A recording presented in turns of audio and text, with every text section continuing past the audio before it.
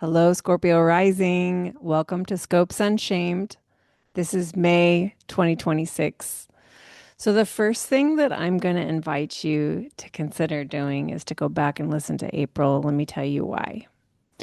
As a person who lives in deep devotion to cycle and to also taking my notes in my journal of what's happening and reconciling that information with the astrology that I'm experiencing, I found it incredibly helpful to, at the end of a month or the end of a cycle, the end of any period, to look back at the astrology that was spoken of, presented to you, and reframe your experience and the astrology with the evidence of what actually came up in your life, the evidence of what you were dealing with, the evidence of what you experienced, your story, your truth, your perspective, your data, I would say. And so when you do that, you're able to see a larger picture of your pathway. And you're able to see, like, yes, this is where I am in my story and on my pathway. So that when you come into the next thing here, May, you're able to receive the horoscope from the perspective of being very anchored in where you know you are in your journey. So that's my suggestion. Let's get into May. So, something really fascinating about May 2026 is that May 1st and May 31st are both full moons. This is unusual. I see it almost like a hammock whereby the full moons are like holding us through the rest of the month. But those full moons will be quite different one from another. And that's something that you can be tracking as you track the way astrology feels based on what's coming up in your life. So, this first full moon is lighting up a very important part of your chart, which is your first house. It's the place of the rising sign. As Scorpio rising, this moon is lighting up your ascendant, we say in astrology. And so this may be a kind of full moon where you feel really aware of the vulnerability of being the one who's in charge of your path. Like being the one that you turn toward to make the decisions, being the one who steps into life, being the person who is at the helm, at the steering wheel of your life. And there's a kind of vulnerability in that. You know, there's a vulnerability in being with your desires and letting them be the compass that's guiding the way because there is such deep, deep truth there. The vulnerability of living your truth even as you change and letting yourself lead by desire is a vulnerable thing. There's something that I like to say is, I mean, the desire is such a vulnerable thing to be seen inside. And I teach a lot on the entrepreneurial path as being connected to the mystical path because my mystical life has been an entrepreneurial one. And a fascinating, vulnerable thing about writing promo for something that you're offering, is that it's so honest what you want. Like it's honest speech because you're saying, I'm doing a thing and I'd like you to come. And like you're getting excited about that. You're letting people feel you in the business of sharing yourself which is a state of being in promo. To me, it reminds me of what it's like being in a femme body when I began to realize that those in the male bodies, like you could see the evidence of their hard on and just like, what? Like that is so vulnerable. Like you can't hide it. Like there it is. Like it's all for us to see, like when you're into your path and you're leading with desire, your emergent desire of where you're going next. There's a kind of quality I feel like of the vulnerability of letting people see your truth, the truth of who you are now and what you want. There's a vulnerability there. And I'm wondering if I just put that out on the table in front of you, if that resonates, because that may be really up at the beginning of the month, is just what a vulnerable thing it is to lead a life led by my desire, letting people see it, letting people sit in the high sensation of that truth of me. And it's important that you do so that you can live honestly. Scorpio is a way that takes us to the deep places of truth and the high sensation of that truth and being able to hold that even while moving through the world, letting people feel it through us and how we live. So, we're going to lead with that big full moon invitation where there just maybe like a lot of feelings around it and a lot is being illuminated. The way I like to think about full moons is like there's nothing you've got to do. You don't have to act on anything. You are sitting back and watching what's being illuminated. So sit back and watch, like be an observer, take notes, be attuned, pay attention. What's going on in your life? What's going on in you, through you, and all around you? And how is this shaping where you want to go? Where are you going in your life? No small thing. There's only one full moon of Scorpio a year, at least usually. Now and then there'll be two, but that's very, very, very rare. Okay, so then we get into the month. Like things are moving quickly. It's a fast moving month. Like time is like, what? How is it Thursday already? Like that kind of time of the year when things are moving really quickly, but you're also getting a lot of information. And one of the things like that you may be really aware of is your relationship to your one-on-one partners, your relationship to like people that you make agreements with. Like we're in a one-on-one relationship. Sometimes these agreements are legal. Sometimes these agreements are more energetic, but there's a sense of like, I'm bringing this and you're bringing that, and we've made agreements with one another. And what often happens cyclically is we come into these times where we become aware that our agreements need to be updated because they reflect who we used to be, but they're not really in resonance with who we know we are now.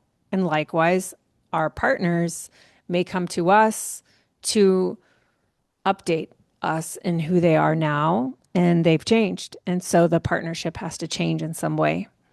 And so the issues of being in agreement with your partners may be very up, may already be up from April, because this is where you have Taurus and it's Taurus season. And you may be finding that spring has been bringing forward a certain kind of no, N-O, that I call an emergent no. And I've been teaching the emergent no for years now. I have a free workshop and PDF in the show notes, free resource where I go on and on about this. I talk about the steps.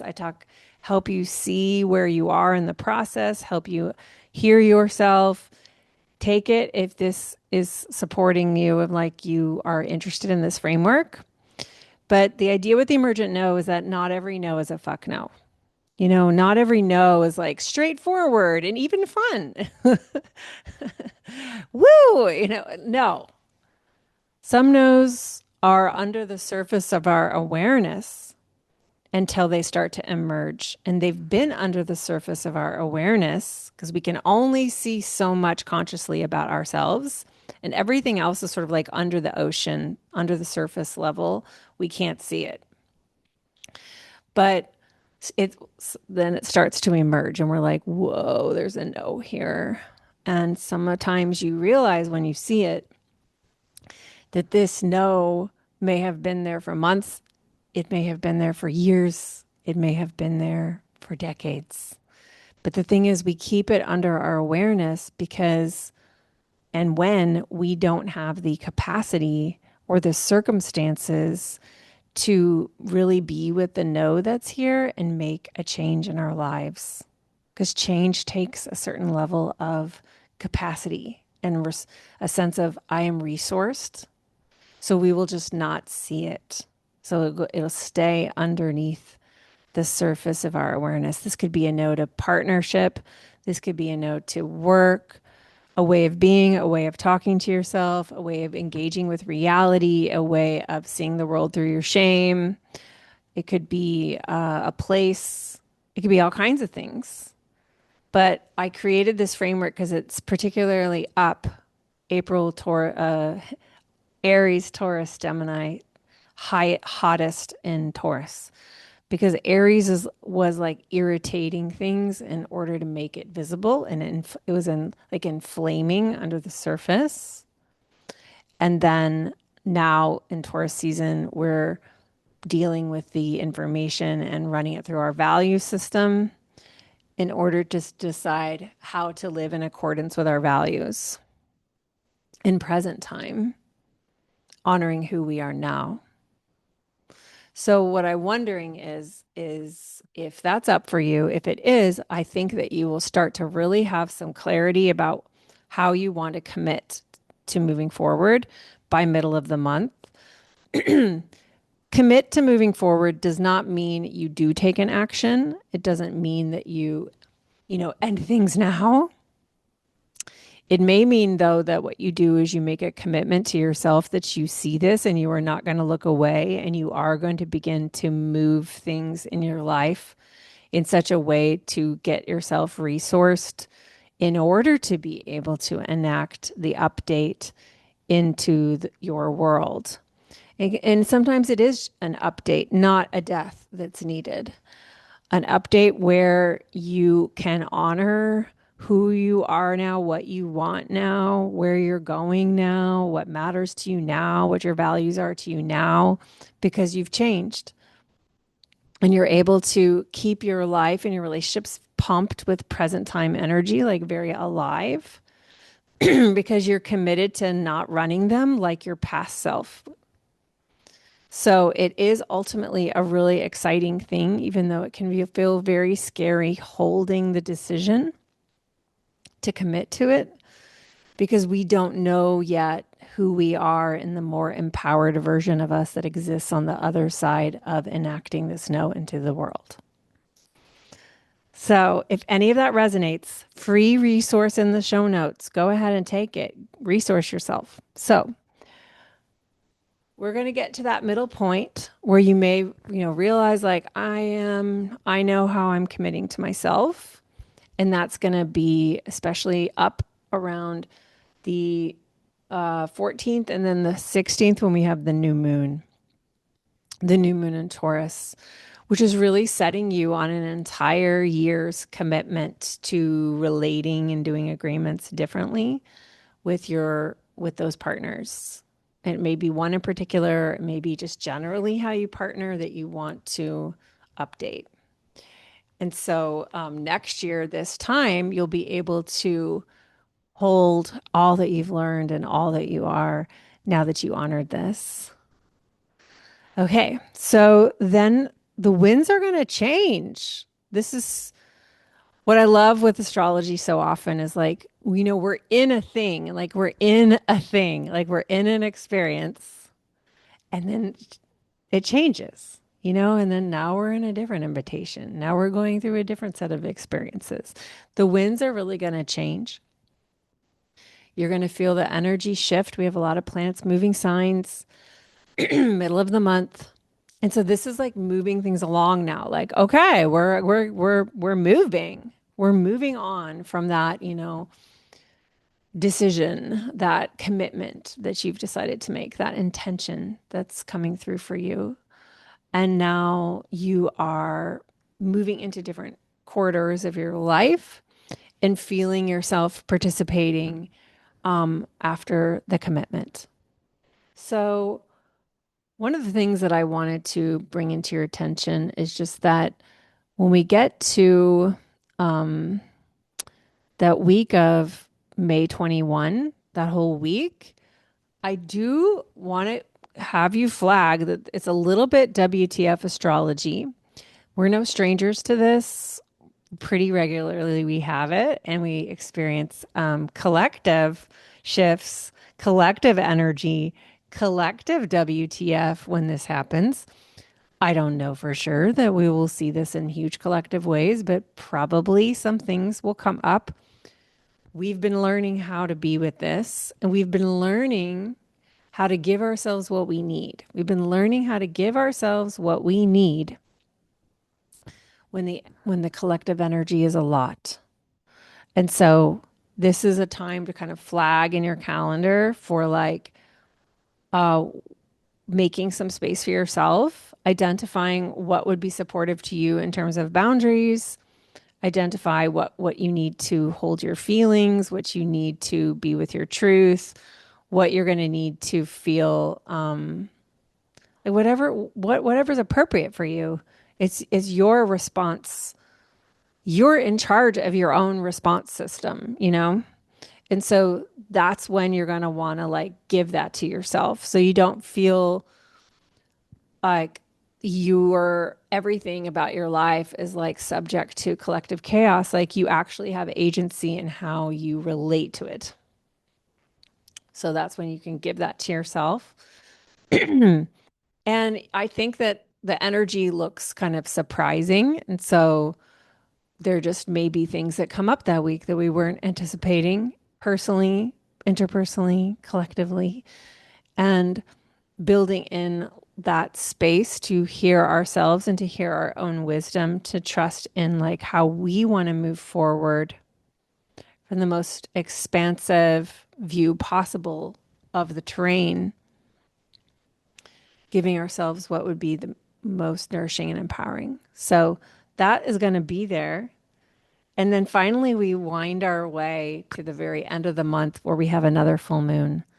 And this full moon is in Gemini, is in Sagittarius. Sagittarius being the polar sign of Gemini, and Gemini being the sign that the sun is in when the moon is full in Sag. So every late spring, you always have a full moon in Sagittarius, and it's always lighting up this part of your chart. So this full moon looks really supportive. It looks really fortifying.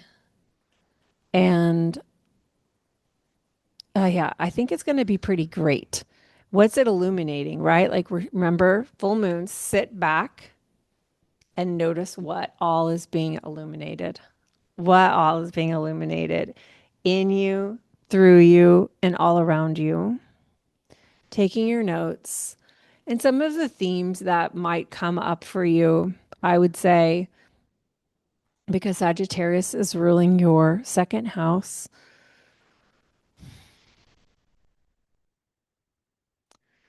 You know, it's such a powerful house, that second house. I'm kind of obsessed with it because this is a way of really confronting your own resources and resourcefulness. Resources are a big deal, you know, resources. Like the having of resources is a big deal. But we had in our modern culture, you know, we were all programmed with scarcity and we were all programmed with shamey ideas about what resources, who gets what resources, and whose resources are not worthy or are not deserving more than others. And like many folks grow up not really understanding what their value is, like not really understanding how their value can exist in the ecosystem, in the economy. And so there's a lot of distortion and there's a lot of bullshit and there's a lot of unshaming to be done around this because we all have some kind of resource that is within us.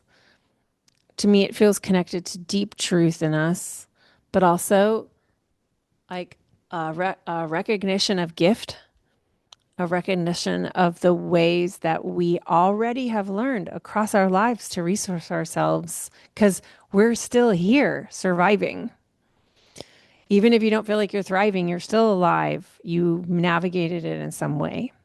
And like really kind of getting in there with what your resources are and the vulnerability of really get like formally having those resources be how you do business at the heart of what you have to give is a powerful thing that can activate abundance.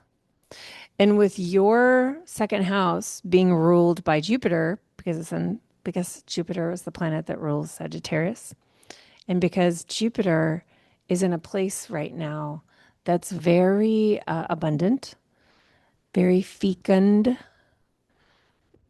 regenerative, nourishing, because Jupiter's been in Cancer, it's in Cancer. There's this quality of this time that we're in, really since last summer for you, but certainly here at a full moon ruled by that Jupiter, where you can really taste it, like really taste the nourishing resources that you bring into the spaces that you enter and feel that feel that they're generous. There's a generosity that comes from you. It's going to be made of something very you. It's not necessarily going to look like a template, a standard template. It's going to be a you blueprint for generosity, a you blueprint for a fountain of resources. And this full moon is inviting you, it feels like, to really notice how that is being echoed back to you all around you. Like you're seeing it. You're seeing that you are a person of resources. You have resources to give into the world, and they are valuable. They are generous. They are nurturing, and they're appreciated. And this is a part of you where luck lies. Like this is a part of you that can be that which provides abundance into your life, even if it may be revealing itself to be not a part of you that you were taught to appreciate.